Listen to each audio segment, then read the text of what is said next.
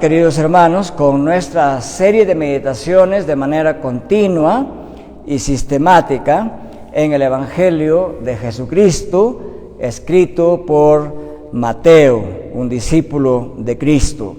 En esta mañana llegamos ya al capítulo 7 del Sermón del Monte. El Sermón del Monte está conformado por los capítulos 5, 6 y 7 de Mateo. Hemos concluido ya el capítulo 5 hasta el capítulo 6, versículo 34. Toda esa parte era el cuerpo principal del sermón y continúa hasta el versículo 12 del capítulo 7. Ahora, en el capítulo 7, versículos 1 al 12, se trata de la regla de oro en cuanto a la actitud que deben tener los discípulos de Cristo hacia los demás. Y digamos que hay dos reglas de oro aquí. La primera regla de oro es la regla de oro en cuanto a juzgar a los demás. En otras palabras, ¿cuál es la mejor forma de ejercer juicio sobre otros o de emitir opinión sobre otros, especialmente sobre su conducta? Y eso tratan los versículos 1 al 6, sobre los cuales vamos a meditar en esta mañana. Y la segunda regla de oro es la regla de oro al pedir la bendición de Dios. Entonces, esa parte vamos a tratar en esta mañana. Las dos reglas de oro en las relaciones de los discípulos de Cristo con los demás discípulos, y se puede aplicar por extensión hacia todos los demás seres humanos, pero principalmente las reglas de oro en nuestras relaciones para con los condiscípulos o demás discípulos de Cristo. Entonces, en esta mañana trataremos la regla de oro al juzgar a los demás. Y dice así, versículos 1 al 6 de Mateo 7. He traducido literalmente el texto para que tenga el sentido que el autor original quiso que tuviera este texto. Dice: dejad de juzgar para que no seáis juzgados, porque con el juicio con que juzguéis seréis juzgados, y con la medida con que midáis os se medirá.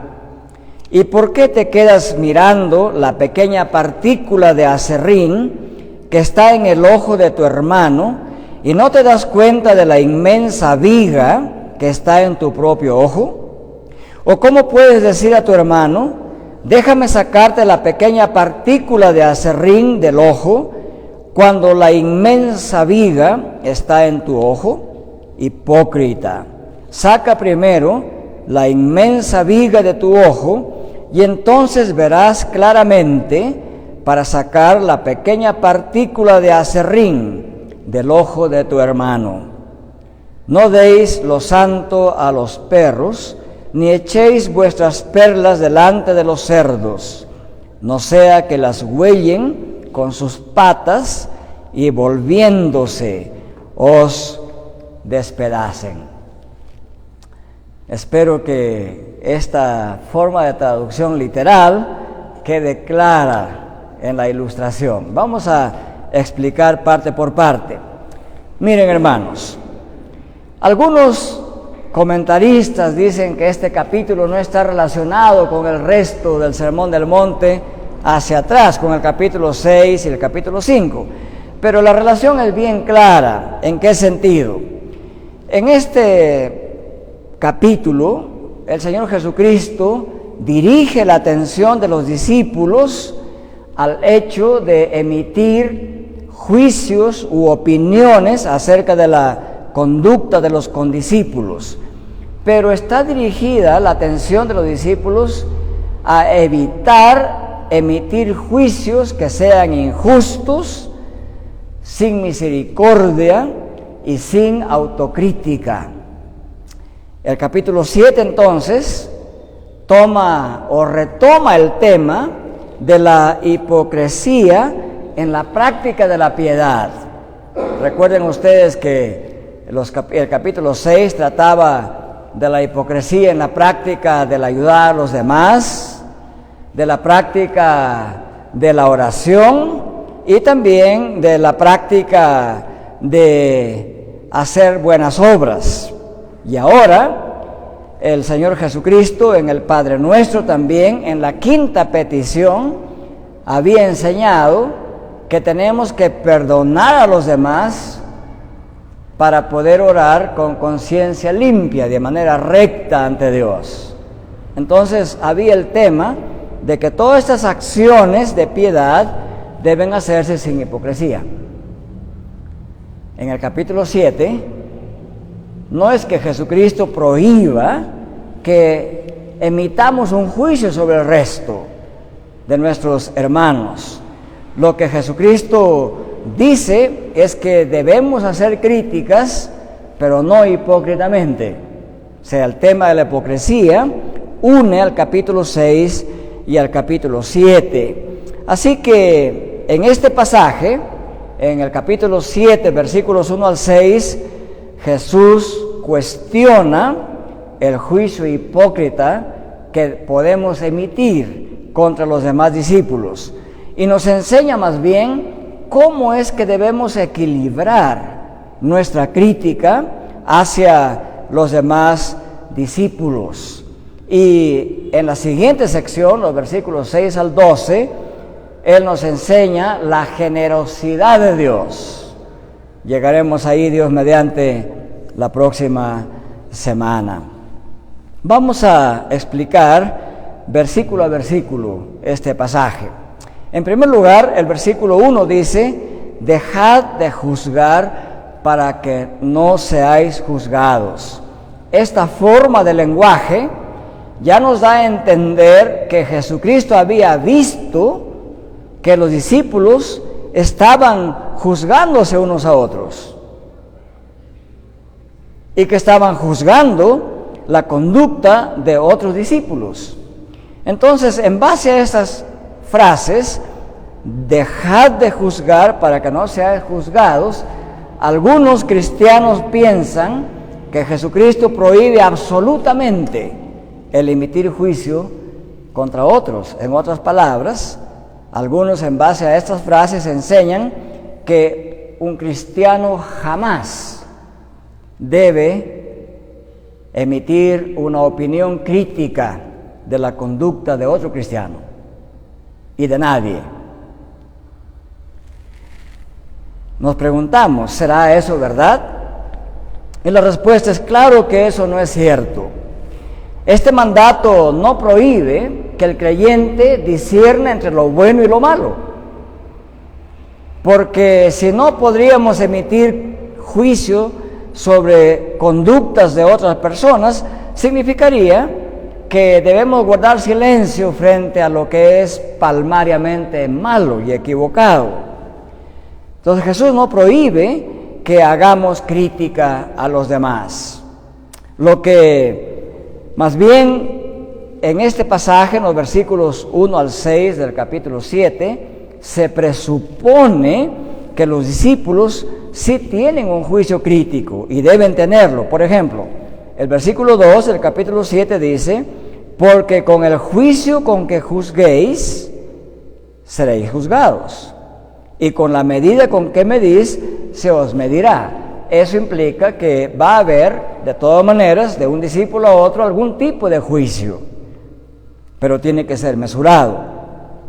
Entonces, Cristo es consciente que todo ser humano, incluidos los discípulos de Cristo, han sido creados con un cerebro, con ojos y con un sistema de razonamiento capaz de ver, capaz de pensar, capaz de analizar y por lo tanto capaz de emitir un juicio sobre las cosas y en especial sobre las conductas. Entonces no hay una prohibición absoluta a hacer crítica y evaluar y hacer juicios sobre conductas humanas. Más bien lo que se manda aquí o lo que se implica es que cuando quiera que emitamos un juicio, una opinión, una crítica sobre otros, la hagamos con sobriedad, con justicia y sin hipocresía. Más adelante nos va a enseñar cómo se tiene que hacer esa crítica. Es más, el versículo 6 dice: no deis lo santo a los perros, ni echéis vuestras perlas delante de los cerdos.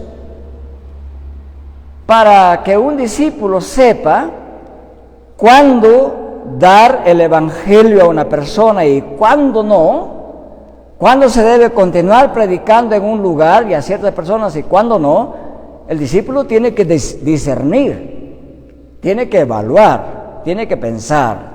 Por lo tanto, en conclusión, cuando se dice dejad de juzgar para que no sean juzgados, no es una prohibición absoluta a emitir un juicio evaluativo de la conducta de otros. En consecuencia, entonces, lo que se enseña aquí es que el discípulo debe evitar una crítica injusta hacia otros, que debe evitar el expresarse de otros sin misericordia, sin caridad, sin amor entre discípulos de Cristo. Es decir, no hay que juzgar a los demás con una dureza mayor que aquella dureza con la que queremos que se nos juzgue a nosotros. Esa es la regla de oro. No debo juzgar a otros con una dureza tan grande, pero al mismo tiempo querer que a mí me juzguen con nada de dureza. Entonces el juicio tiene que ser proporcional. Cuando dice para que no seáis juzgados, algunos dicen muy bien, como este juicio se refiere al juicio final, para que en el juicio final Dios no me juzgue a mí, yo tengo que evitar juzgar a los demás. Pero si usted es ser humano, siempre va a querer juzgar a otro. Es más, siempre juzgamos a otros. A veces no decimos lo que pensamos de otros, ¿verdad? Pero pensamos acerca de la conducta de otros y emitimos juicio sobre la conducta de otros. Ningún ser humano está libre de eso. Y Dios, que lee los pensamientos, da por hecho los juicios que uno hace. Por eso tenemos que guardar este equilibrio. Cuando quiera que emitamos un juicio sobre los demás, tenemos que hacerlo con mesura, con misericordia, como si yo mismo estaría siendo juzgado. Tenemos que hacer una crítica, pero con amor y buscando la restauración de mi hermano o mi hermana en la fe a la comunidad de fe. Probablemente la ilustración más vívida, más gráfica y amorosa de esta crítica es la crítica práctica que Jesús hizo de la oveja descarriada. La historia nos dice que esta ovejita se había escapado de entre las 100 que tenía un ganadero y se había desviado, se había descarriado, se había desviado del camino. Y entonces Jesús cuenta esa historia, que este hombre dejó las 99 en el redil, en el corral, y se fue tras la perdida y la encontró. Y ahí, cuando uno hace una pausa en medio de esa historia, uno se imagina, y cuando el hombre encuentra esta oveja que se ha descarriado, ¿qué tiene que hacer? Todos esperaban que él hiciera como las historias del Antiguo Testamento, que la agarrara y la amarrara del cuello contra un gran poste bien sujeta y que le diera una latiguera o una paliza hasta cansarse, ¿verdad? Y que le diga, para que otra vez no hagas lo mismo, ¿verdad? Pero Jesús, contrariamente a esa imagen que uno esperaría que suceda, dice que la encontró, la tomó en sus brazos y la trajo y la devolvió al redil. Jesús criticó la conducta de la oveja. Dice que la oveja se había descarriado, pero permeó esa crítica con ese amor actuante de restaurar esta oveja al redil. De manera que cuando usted quiere hacer una crítica a otro por su mala conducta que usted ve, está bien hacerlo, pero esa es la regla de oro. Hay que hacerlo con amor y con el propósito de restaurar esta oveja a la comunión del redil. Y el apóstol Pablo, enseñando a los romanos, aplicó muy bien este principio. Así dijo Pablo: por lo cual no tienes excusa, oh hombre, quien quiera que seas tú, pues al juzgar a otro, a ti mismo te condenas, porque tú que juzgas, practicas las mismas cosas.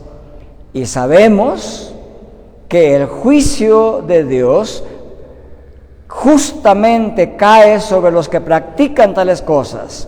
Y piensas esto, oh hombre, tú que condenas a los que practican tales cosas, y haces lo mismo, que escaparás al juicio de Dios. Pablo, siguiendo la enseñanza de Cristo, dice que nuestra crítica y juicio sobre los demás tiene que ser sin hipocresía. En otras palabras, primero tengo que revisar mi conducta, corregir mis fallas, para poder criticar a otro. Y el apóstol Santiago continúa esta misma enseñanza de Jesús y dice: hermanos, no habléis mal los unos de los otros. Y él está escribiendo a cristianos. Parece que Santiago tenía sus oídos en la mesa de las familias cristianas en cada desayuno, almuerzo y comida. Y cómo escuchaba la crítica a los demás.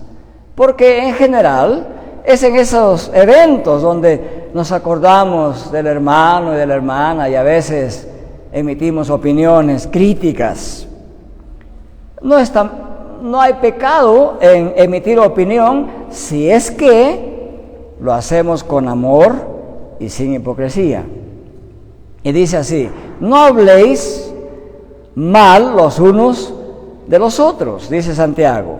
El que habla mal de un hermano o juzga a su hermano, habla mal de la ley y juzga la ley. Pero si tú juzgas a la ley, no eres cumplidor de la ley, sino juez de ella. Solo hay un dador de la ley y juez, que es poderoso para salvar y para destruir. Pero tú, ¿quién eres que juzgas a tu prójimo? Entonces, las frases que dice: seréis juzgados, y con la misma medida que mide se os medirá, nos advierten que en realidad Dios es el único juez justo, que juzgará no solamente a los discípulos, a la iglesia, sino a toda la humanidad. Entonces, el principio fundamental del juicio de Dios es el siguiente. Y voy a citar a William Hendrickson, comenta bonito este pasaje diciendo: la norma de juicio que vosotros aplicáis a los demás será aplicada a vosotros. Si juzgáis sin misericordia, seréis juzgados sin misericordia.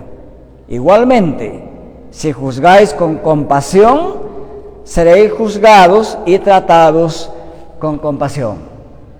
Queda clara la enseñanza de este versículo 1 y 2 de Mateo 7. Pasemos al versículo 3. Dice así: ¿Y por qué te quedas mirando la pequeña partícula de aserrín que está en el ojo de tu hermano y no te das cuenta de la inmensa viga que está en tu propio ojo? Pregunta Jesús. Es una pregunta tan picante como chocante, ¿verdad? Si es verdad lo que se dice en los evangelios, que Jesucristo era carpintero, se habla que era hijo del carpintero, ¿verdad? Jesús toma esta ilustración de la vida real. En un taller de carpintería se puede ver los troncos grandes que llegan sin preparar, y se ve también el polvo del aserrín que los viejos serruchos botaban. Y Jesús toma esa realidad y hace una comparación extrema entre un pequeño granito de aserrín y el inmenso tronco que está sin preparar todavía, la inmensa viga. Y usa esta metáfora. Y el texto dice, ¿por qué te quedas mirando? He traducido así porque el verbo mirar en esta parte se encuentra en una forma gramatical especial. Se encuentra en lo que se llama en la gramática presente indicativo, lo cual significa una acción permanente. Es como si ustedes dijeran, ¿por qué me estás mirando? Cuando el cajamarquino dice, ¿por qué me estás mirando?, significa, ¿por qué te quedas mirándome de manera penetrante, persistente? Esa es la idea que Jesús transmite aquí. ¿Por qué miras persistentemente la pequeña partícula de aserrín en el ojo de tu hermano y no te das cuenta de la inmensa viga que está en tu propio ojo? Esas dos figuras son contrapuestas, ¿no? No hay comparación en tamaño entre un granito de aserrín y una inmensa viga, ¿o sí? Es un contraste bien grande. Entonces, esta metáfora indica que el hipócrita, el criticón, como decimos en nuestro medio, él es el que tiene la inmensa viga en su ojo, pero siempre está atento, mirando fijamente, persistentemente, las faltas leves de otro discípulo, los pecados pequeños de otro discípulo o hermano en la fe. Entonces, esta es la esencia del juicio o de la crítica hipócrita. Es decir, cuando uno ignora y deja de lado sus grandes y graves pecados y persistentemente está criticando las pequeñas faltas de los demás hermanos en la fe. Jesús notó que esta tendencia a la hipocresía en cuanto a la crítica a los demás no era una característica exclusiva de los fariseos y los saduceos, de los enemigos del Evangelio, sino que era una característica que estaba presente en la mente y en la actitud de sus discípulos también. Y está presente también en cada uno de nosotros. Si no, hagamos memoria de cuántas veces hemos criticado, a veces sin pensar, a otros. Con esta ilustración, ¿significa que no todos los pecados son iguales? ¿Significa que hay pecados grandes y pequeños? ¿O significa que todos los pecados son exactamente iguales?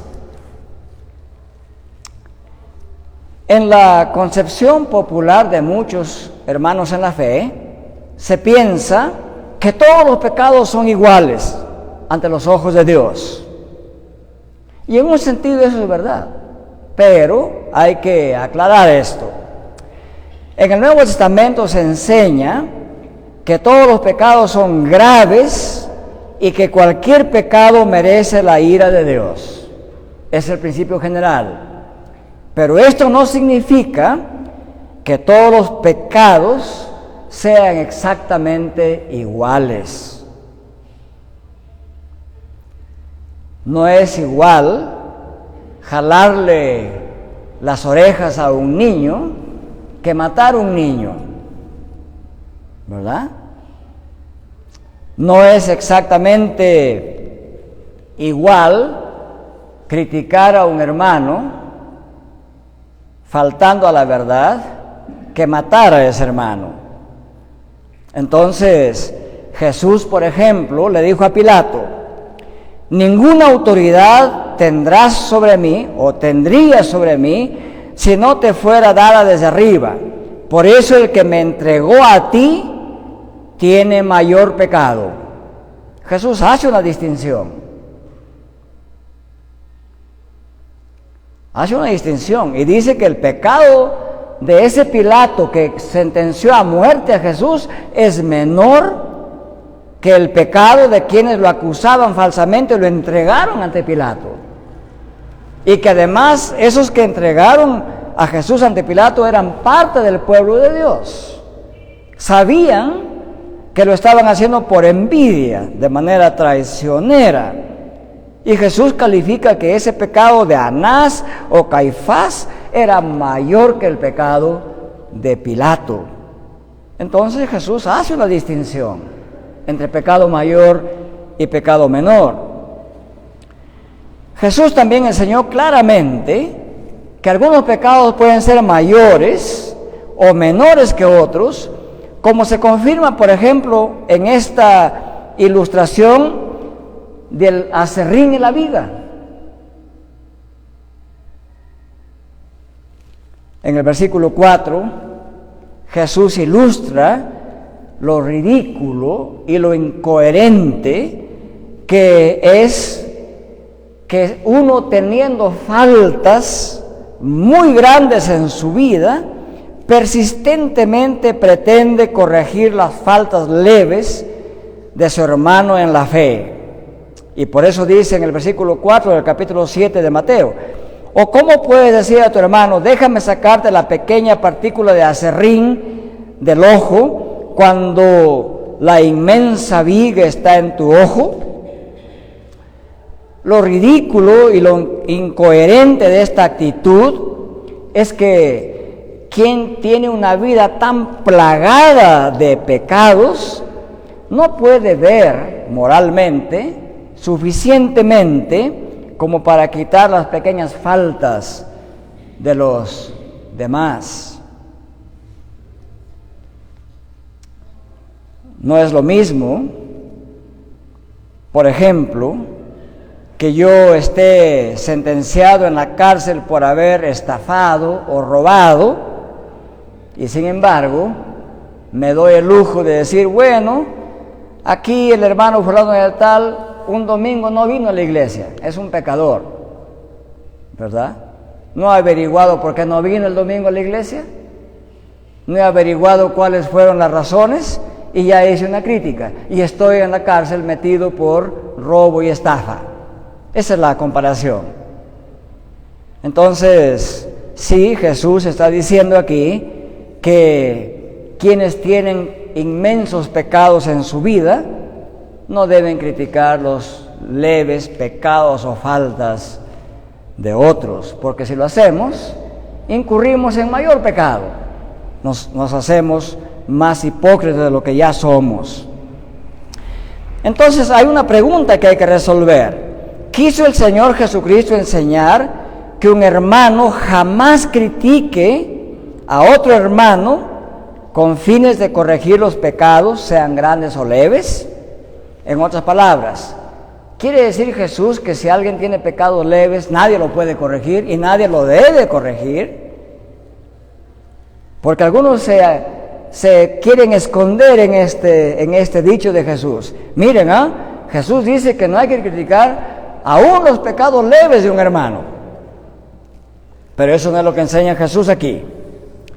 La respuesta a esta pregunta de que si Jesús está enseñando que nadie debe criticar los pecados leves de alguien. La respuesta a esa pregunta, no, Jesús no enseña eso.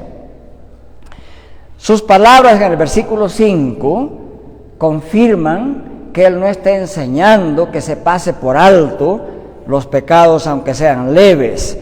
¿Por qué? Porque Él dijo así en el versículo 5, hipócrita, saca primero la inmensa viga de tu ojo, y entonces verás claramente para sacar la pequeña partícula de aserrín del ojo de tu hermano.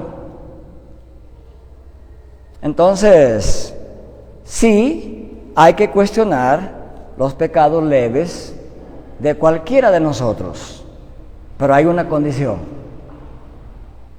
El que lo tiene que hacer, tiene que asegurarse que ha sacado la gran viga de su ojo, que ha corregido sus pecados visiblemente, y entonces tendrá la autoridad para corregir los pecados leves de su hermano y hacerlo volver al redil de Cristo. Entonces, al llegar al versículo 5, uno aprende con mayor claridad que la persona hipócrita, en este aspecto, es aquella que hace buenas obras con el fin de atraer la gloria para sí. Pero también aprendemos que la persona hipócrita es aquella persona que está ciega para ver su pecado, que no se autocritica de sus pecados. El tener pecados y no corregirse y no autocriticarse, Jesús lo califica como hipocresía. En otras palabras, la persona hipócrita siempre está dispuesta a mirar hacia afuera a los demás, pero no se mira hacia adentro. Hay un autor que lo pone en palabras muy bonitas, dice, la persona hipócrita hace inspección a los demás, ¿no? Pero no hace introspección, no se mira hacia adentro. Y así llegamos al versículo 6. Jesús dice, no deis lo santo a los perros, ni echéis vuestras perlas delante de los cerdos, no sea que las huellen o las pisoteen con sus patas y volviéndose os despedacen. Al decir esto, Jesús advierte acerca de aquellas personas que en forma persistente rechazan el Evangelio de Cristo. No deis lo santo a los perros.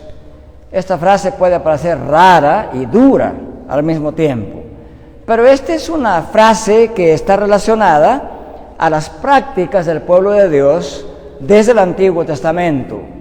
En resumen, en el Antiguo Testamento, cuando se hacían los sacrificios, había un tipo de sacrificio en que no se quemaba todo el sacrificio. En el caso del sacrificio llamado holocausto, toda la víctima era quemada. Nada quedaba para los sacerdotes y levitas. Pero en otros tipos de sacrificios se quemaban ciertas partes de la víctima y la carne se guardaba. Y esa carne era dedicada solamente a los sacerdotes y levitas. Era la parte sagrada que nadie más la podía comer. Y eso era lo santo.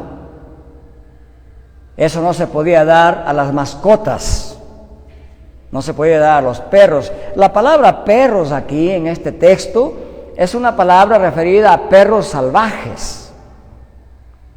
Pero en la misma palabra de Dios se dice, por ejemplo, en Éxodo 22:31, que hemos leído en esta mañana, que si un ganadero encontraba que su oveja o cabra o algún animal haya sido despedazado por las fieras y encuentre los pedazos de ese animalito muerto, eso se debía echar a los perros.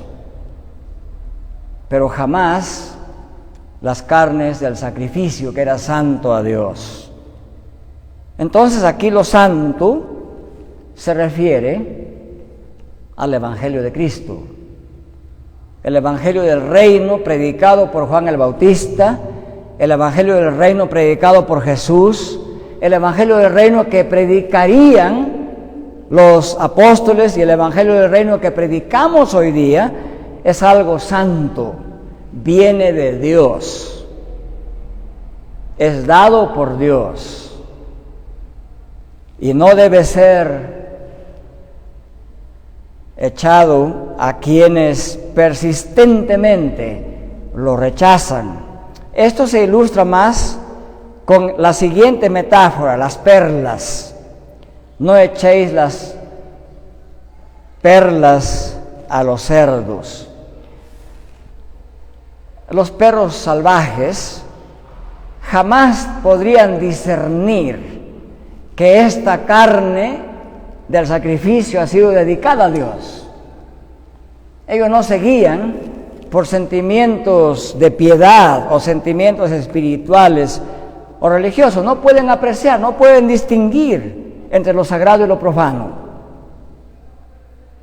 Igualmente los cerdos no pueden apreciar el inmenso valor que tienen las perlas. Están acostumbrados a comer lo que ustedes saben que comen los cerdos. Un cerdo se llama un animal omnívoro, come de todo, carne, vegetales, lo que encuentra, muerto, vivo, podrido, no le importa. Entonces, ni los cerdos ni los perros pueden discernir lo santo de Dios, lo precioso de Dios, lo bueno de Dios, lo hermoso de Dios. Y así compara Jesús a quienes se les predica el Evangelio y una y otra vez, y también una y otra vez lo rechazan. Y entonces el apóstol Pablo, siguiendo esa enseñanza de Jesús, dijo una vez así, se refirió a los judaizantes.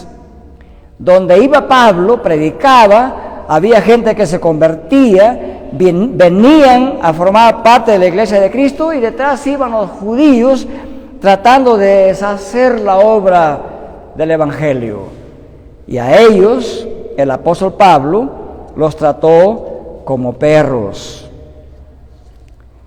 Esta metáfora de perro y de cerdo se usó también para describir a los falsos maestros en el Nuevo Testamento. Eso nos dice 2 de Pedro 2:22. Y el apóstol San Juan en Apocalipsis 22:15 usa la metáfora de los perros para referirse a los que han rechazado el Evangelio claramente y se han dedicado a la hechicería, a la fornicación, al homicidio y a la idolatría. A todos los que aman y practican la mentira, todos ellos están excluidos de la ciudad de Dios, y dice, afuera están los perros. Es una metáfora fuerte para describir a aquellos que persistentemente rechazan el Evangelio. Entonces, la enseñanza de Cristo aquí es la siguiente: así como los perros no mostrarán la debida reverencia por la carne del sacrificio, y los cerdos no valorarán las cosas preciosas, de igual modo, los malvados no valoran ni muestran reverencia por el mensaje del reino de Dios. Por el contrario, solamente lo despreciarán, se burlarán y lo ridiculizarán. Entonces, puesto que los malvados actúan con desprecio por el Evangelio y siendo que el Evangelio del Reino es demasiado glorioso para ser pisoteado o menospreciado, debe protegerse de quienes lo rechazan y repudian. Jesús nos advierte entonces que no debemos imponer el Evangelio del Reino a quienes muestran desprecio por el Evangelio, porque corremos el riesgo de ser perseguidos con mayor intensidad por esas personas.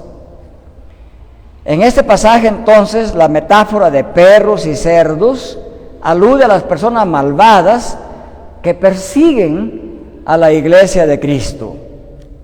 Es una metáfora para referirse a los que han endurecido su corazón y no pueden distinguir lo santo de lo que no es santo.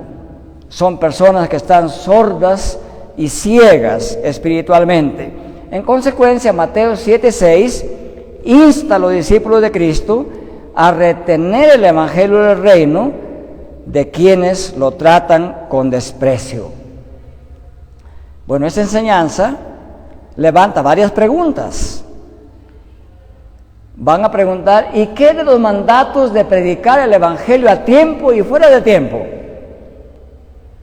Levanta también la pregunta, pero en Mateo capítulo 28, 19 y 20, ¿no se enseña a predicar el Evangelio a toda criatura? Claro, es cierto. El deber del creyente es predicar el Evangelio de Cristo a toda criatura sin preguntarse quién es malvado y ciego espiritualmente. ¿Verdad? Tenemos que hacerlo así. No podemos dejar de predicar el Evangelio, pero ¿saben qué?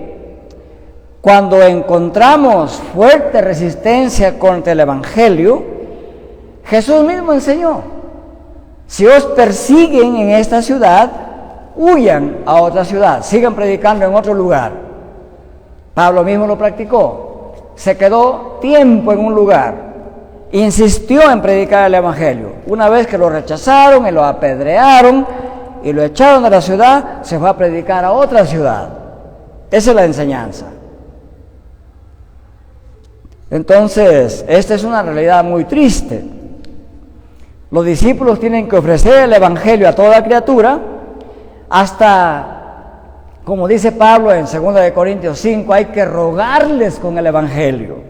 Hay que rogar a la gente que venga a Cristo como embajadores de Cristo. Pero cuando el Evangelio se rechaza, uno tiene que ir a otro lugar. A veces, como dijo Jesús metafóricamente, hay que sacudir el polvo de los pies de esa ciudad que no quiere recibir el Evangelio. Jesucristo nos enseña que hay que enseñar y predicar persistentemente. Pero si este Evangelio es rechazado, no tenemos que imponerlo. No tenemos que gastar más tiempo, porque el campo para evangelizar es bien grande, bastante grande. Y ese es el ejemplo que tenemos que seguir. Pablo dedicó tiempo a predicar y enseñar el Evangelio en varios lugares. Y cuando encontró un rotundo rechazo, él dirigió su atención y sus esfuerzos hacia otros lugares. Y este es el ejemplo que tenemos que seguir los cristianos. En resumen, en Mateo 7, 1 al 6, Jesús nos enseña que es necesario, en primer lugar, deshacernos de nuestros pecados grandes y terribles, para luego poder ayudar a los demás a corregir sus pecados o faltas leves. Y en segundo lugar, nos enseña este pasaje de Mateo 7, 1 al 6, que el Evangelio es un gran tesoro, es una perla preciosa de Dios, y que no tenemos que imponerlo, ni a la fuerza, ni de otra manera. Hay que predicarlo hay que explicarlo. Y cuando es rechazado persistentemente, debemos dedicar nuestra atención y esfuerzos a otro lugar, a otras personas. Así nos habla Jesús esta mañana. Oremos. Nuestro Dios y Padre, gracias por habernos dado el Evangelio del Reino, por haberlo entregado a su iglesia, para que su iglesia pueda predicarlo, explicarlo, enseñarlo a los demás a tiempo y fuera de tiempo, con denuedo, con presteza. Y sin embargo, Dios también nos ha enseñado a ser cautos, a ser mansos como palomas y prudentes como serpientes, a saber distinguir lo bueno y lo malo. Gracias, Padre, por esta enseñanza. Ayúdenos a cada uno de nosotros a ejercer nuestro juicio evaluativo sobre la conducta de nuestros demás hermanos con misericordia y justicia. Ayúdenos primero a quitar la viga que está en nuestros ojos para poder ver la pequeña partícula de aserrín en el ojo de nuestros hermanos. Ayúdenos, Padre, a deshacernos de nuestros pecados primero para poder ayudar a otros a deshacerse de los suyos. Y así que podamos crecer como una comunidad de fe en que unos a otros nos expresamos amor, queriendo que todos seamos santos delante de usted, queriendo y procurando que todos, oh Señor, dejemos de lado nuestra pecaminosidad. Gracias porque la sangre de Jesucristo es la única fuente de limpieza de nuestros pecados.